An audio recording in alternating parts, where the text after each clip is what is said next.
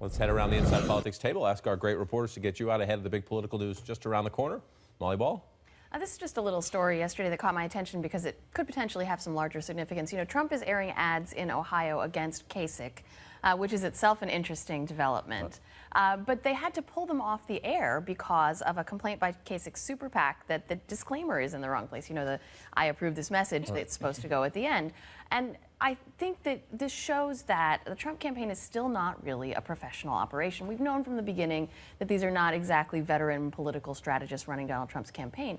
But as the Republican Party increasingly seems willing to accept that Trump is the inevitable nominee, they're going to have to figure out how to give a sort of transplant to this campaign and get them into working order if this is going to be the campaign of the Republican nominee for president.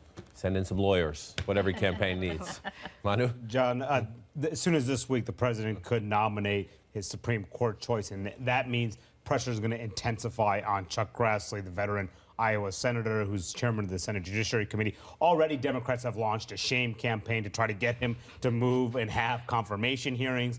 He has taken a hard line like his Republican leadership, saying no hearings this year. Let's wait for the new president. But what Democrats are going to increasingly try to do is make it hard for him back home. And what does that mean? Potentially putting money behind his opponent. They recruited his opponent, former Lieutenant Governor Patty Judge, to run against him. They know it'll be a tough race, but they think that if they put money on the air, they hurt Chuck Grassley's favorability back home, and maybe put money behind her campaign, then that could actually force Chuck Grassley to cave. We'll see if it actually works. A little test of the old all politics is local. Jonathan? Where are the governors? Talking to some folks in the GOP this week, one of the questions that I heard raised was, you know, in the history of these kind of White House primaries, governors typically have the best organizations in their states, and they often can bring out people for the candidate they endorse. But what's striking about Tuesday is in 3 of the big states holding contests on Tuesday, the governors are nowhere to be found. In Florida, North Carolina, and Illinois, GOP governors in each of those 3 states, the governors are on the sidelines. And I think as we get closer to a Trump nomination and you hear more of this who lost China talk in the Republican Party, there's going to be finger pointing at some of these governors who stood silent while Trump marched to the nomination. Right. One of the usually the most disciplined party in our politics is crumbling this year.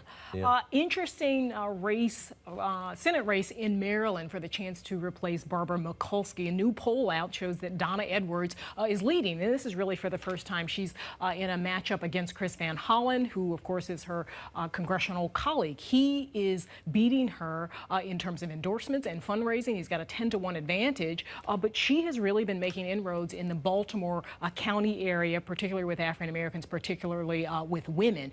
She is very much running as the Sanders in this campaign, running as the outsider, running as someone who would be the second black woman to serve in the U.S. Senate, and Chris Van Hollen running on experience, running on establishment endorsements like Senator Harry Reid. Emily's List is going to really try to juice this campaign up. They've put about $1.5 million in it. They're going to put $1 million more in it. It's going to really be fought on the air, so look for those airwaves in Maryland to be flooded with campaign ads for both of these candidates. The primary is April 26th, so we'll see how that shakes out. Kind of an undercard for the Clinton-Sanders race. Interesting to watch that one. I'll close with a bit more on the conversations inside the Rubio and Kasich campaigns as Survival Tuesday draws near. I'm told there's zero doubt the Ohio governor will be gone from the race by Wednesday if he loses his home state Tuesday night. But his team is hopeful enough that it had some preliminary conversations in recent days about assembling a team, assuming Kasich wins, to get into the nitty-gritty of planning for an open convention.